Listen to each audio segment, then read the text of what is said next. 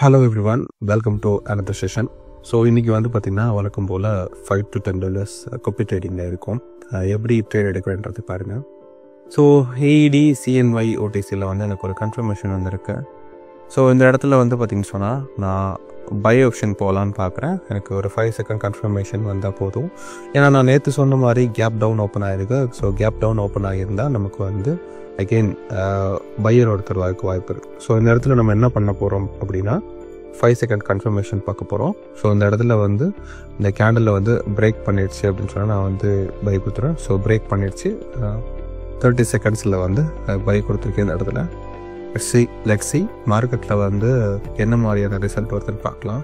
So நான் already சொல்லியிருந்தேன் சரியான ஒரு 5 செகண்ட் கன்ஃபர்மேஷன் எப்படி பார்க்குறதுன்னு கண்டிப்பாக தெரிஞ்சிருக்கணும். ப்ளஸ் அதோட ஜோன்னா என்ன, ப்ரீவியஸ் சப்போர்ட் அண்ட் ரெசிஸ்டன்ஸ் எப்படி வேலை செய்யும் அப்படின்றது உங்களுக்கு நல்லா தெரிஞ்சிருந்துச்சுன்னா இந்த ட்ரேடை ஈஸியாக பண்ணிடலாம். ஸோ இப்போ மார்க்கெட்டை நம்ம ப்ரீவியஸாக போயிட்டு பார்க்குறப்போ ப்ரீவியஸாக இருக்க ரெசிஸ்டன்ட் இப்போ சப்போர்ட் ஆக்ட் ஆகும். ஸோ அதை பேஸ் பண்ணி தான் நம்ம ட்ரேட் எடுத்திருக்கோம் ப்ராஃபிட். ஸோ நம்மளுடைய நெக்ஸ்ட் ட்ரேட் பார்க்கலாம் நம்ம. ஸோ ஆல்ரெடி நான் சொன்ன மாதிரி அப்படி தான் ப்ரீவியஸாக இருக்க சப்போர்ட் ரெசிஸ்டன்ட் லெவலில் பேஸ் பண்ணி இந்த இடத்துல கேப் டவுன் ஓப்பன் ஆகிருக்கு. ஸோ இந்த கேப்பை ஃபில் பண்ணதுக்கப்புறம் ஒருக்கா பையர்ஸ் வருவாங்க. ஸோ அதனால தான் நம்ம இந்த இடத்துல பை போயிருந்தோம். அதுவும் 5 செகண்ட் கன்ஃபர்மேஷனை வச்சு போயிருந்தோம். ஓகேங்களா? ஸோ இப்போது நம்மளுடைய நெக்ஸ்ட் ட்ரேடை பார்க்கலாம். ஓகே, ஸோ இதில் வந்து நமக்கு ஒரு ஆப்பர்ச்சுனிட்டி வந்திருக்கு. ரொம்ப நான் யோசிக்க வேண்டிய அவசியம் இல்லை. நான் ஆல்ரெடி சொல்லியிருக்கேன் ரிஜெக்ஷனில் ட்ரேட் எடுக்கலாம் அப்படின்னு. 2 பையர் கேண்டல் ரிஜெக்ஷனை வந்து நான் வந்து எடுத்து அந்த இடத்துல நமக்கு ஒரு என்ட்ரி பாயிண்ட்டை கண்டுபிடிச்சி ஈஸியாக ட்ரேட் பண்ணலாம். இதில் வந்து ரொம்ப காம்ப்ளிகேட்டடான ட்ரேட் எதுவும் இல்லை. ஜஸ்ட்டு வந்து அந்த பையர் கேண்டல் ரிஜெக்ஷனில் வந்து நான் ட்ரெண்ட் லைன் ஒன்று போடுறேன்.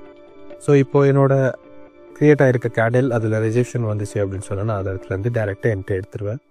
ஸோ வெயிட் பண்ணலாம். 30 செகண்ட்ஸில் வச்சுருக்கேன். அந்த இடத்துல டச் பண்ணிச்சு அப்படின்னு சொன்னால் சரி நான் 15 செகண்ட்ஸ்க்கு மாற்றிட்டேன். ஓகே, என்னோடய என்ட்ரி